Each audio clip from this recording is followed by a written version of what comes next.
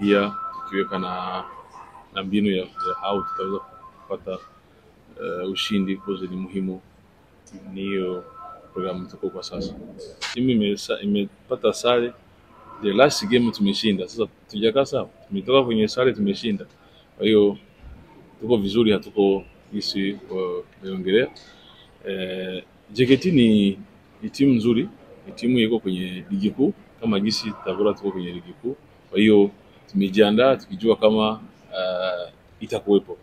So ni moja ya timu nzuri, mwalimu mzuri, mzoefu. Kwa hiyo ni kitu kizuri. Nina imani kuwa itakuwa burudani nzuri kwa wenye wanapenda mpira. Kutengeneza nafasi ni jambo moja, kumalizia pia ni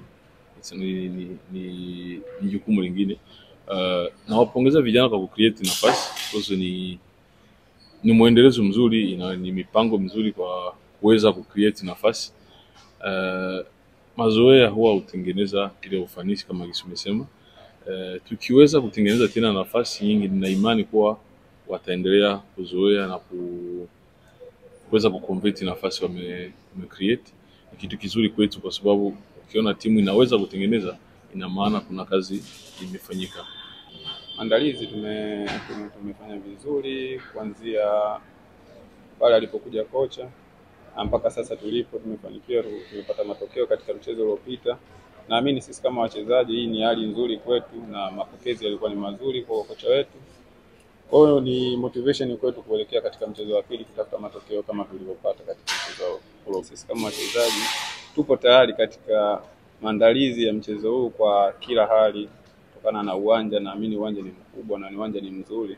Sisi tuko tayari kupambana katika game ya kesho tuweze kupata matokeo. Ujumbe ambao naweza kufikisha kwa mashabiki ni support kutoka kwao, na pia TRA ni taasisi kubwa. Naamini kila sehemu ambapo tunaenda tuna mashabiki zetu na tuna familia yetu kama TRA, na pia kuna mashabiki ambao sio ambao wapo nje ya TRA ila ni mashabiki wa TRA. Tunaomba direct kutupa support kubwa kama ambao wanavyoendelea kuitoa kwetu na kutupa nguvu mpaka leo kufikia hapa. Tumecheza game chache ila naamini kadri tunapozidi kwenda tutakuwa sawa zaidi.